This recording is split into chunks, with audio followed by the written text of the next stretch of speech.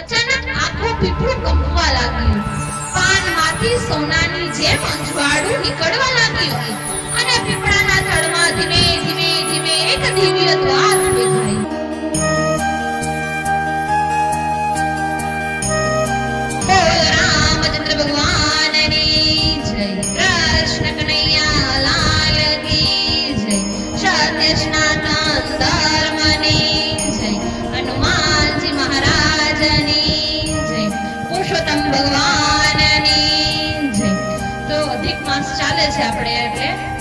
ભગવાનની વાર્તા કરવાની છે કે વૈકુંઠમાં જતો પીપળો. સૌરાષ્ટ્રના એક આંતરિય ગામમાં એક બહુ જૂનું પીપળનું ઝાડ હતું.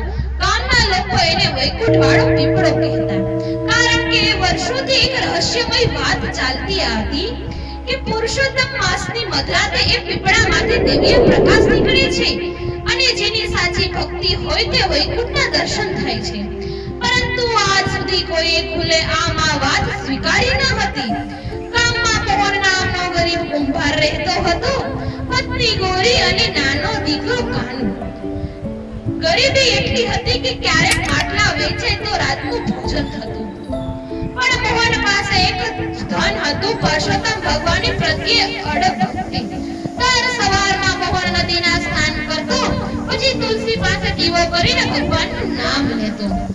ગામના લોકો ઘણીવાર મજાક કરતા, અરે મોહન, ભક્તિથી પેટ ભરાય.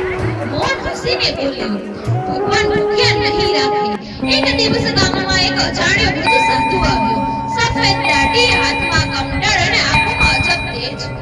સાધુ સીધા મોહનના ઘરે ગયા. દીકરા, પાણી મળશે? મોહન તરત જ પાણી અને સૂકો રોટલો આપ્યો. સાધુ તો ખુશ થઈ ગયા. તેઓ ધીમે બોલ્યા, આવતો પુરુષોત્તમ માસ સામાન્ય માસ નથી. વૈકુંઠ દ્વારા ખુલે એવો એ સમય નજીક છે. મોહન ચોંકી ગયો. મહારાજ, શું સાચે વૈકુંઠના દર્શન થઈ શકે? સાધુ બોલ્યા, હા, પરંતુ એ ભક્ત જેને મનમાં લોભ ન હોય.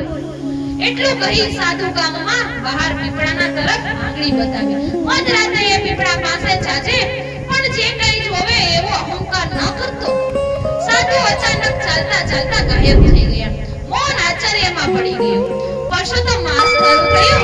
મોહન રોજ પીપળા પાસે દીવો કરતો. જેમ જેમ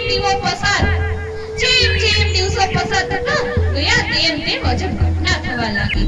પીપળાના પાન રાત્રે ચમકવા લાગ્યા, હવામાં સુગંધો ફેલાવા લાગી અને મધરાતે દૂરથી શંખનાદ સંભળાતો.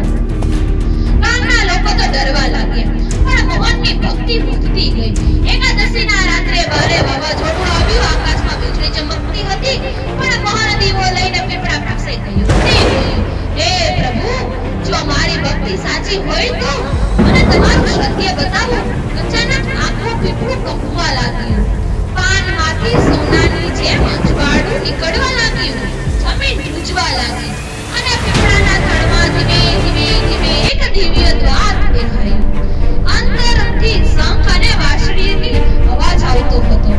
મોહનના હાથ કંપવા લાગ્યા, પણ એને સાધુની વાત યાદ આવી. તે ભગવાનનું નામ લેતો અને અંદર ગયો. અંદર પ્રવેશતા જ તેને લાગ્યું કે જાણે દુનિયા બદલી ગઈ. આસપાસ સોનાના રસ્તા, કમળના સરોવર, આકાશમાં ઉડતા હંસ, ગંધર્વો ભજન ગાતા. મોહન આશ્ચર્યથી રડી પડ્યો. આ વૈકુંઠ છે? ત્યાં દૂર એક વિશાળ એવો મહેલ દેખાણો. મહેલની સામે હજારો દીવડિયા પ્રગટતા હતા અને મધ્યમાં સિંહાસન પર દિવ્ય તેજ સાથે પુરુષોત્તમ ભગવાન બિરાજમાન હતા. પીળા પીતાંબર, મુખ પર દિવ્ય સ્મિત, ચારે હાથમાં શંખ, ચક્ર, ગદા અને પદ્મ હતા. મોહન તરત જ ચરણોમાં પડી ગયો. ભગવાન બોલ્યા, મોહન, તું ગરીબ છે, પણ તારો હૃદય ધનિક છે. મોહન રડવા લાગ્યો, પ્રભુ, મારે કંઈ નથી જોઈએ, ફક્ત તમારા આશીર્વાદ જોઈએ. ભગવાન સ્મિત કરીને બોલ્યા, જે ભક્ત સુખમાં મને ભૂલે નહીં અને દુઃખમાં મને દોષ ના આપે, એ જ મારો સાચો ભગત. એટલામાં અચાનક વૈકુંઠમાં અંધકાર ફેલાવા લાગ્યો. આકાશમાં કાળો વાદળો થઈ ગયા. મોહન ડરી ગયો. ભગવાન ગંભીર થયા.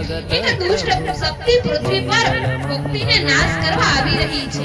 અચાનક એક ભયાનક છાયા દેખાઈ. લાલ આંખો ભયાનક હસ્યા અને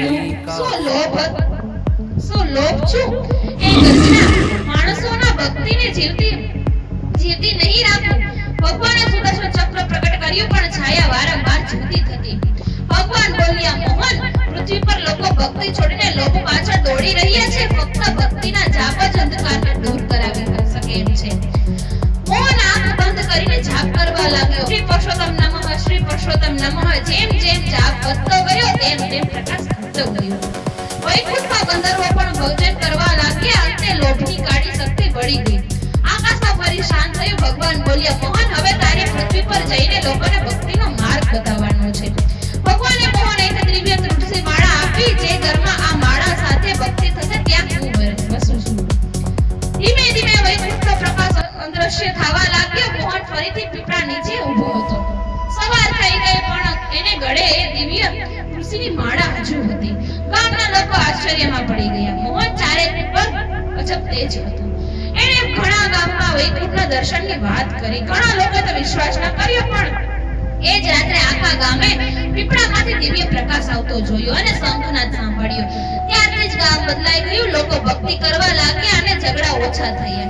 અને દર પુરુષોત્તમ માસમાં પીપળા પાસે ભજન થવા લાગ્યું. કહેવાય છે કે આજે પણ જે ભક્ત સાચા દિલથી મધરાતે પીપળા પાસે શ્રી પુરુષોત્તમ નમઃનો જાપ કરે છે તેને ક્યારેય પીપળાના પાન વચ્ચે વૈકુંઠના પણ દર્શન થાય છે.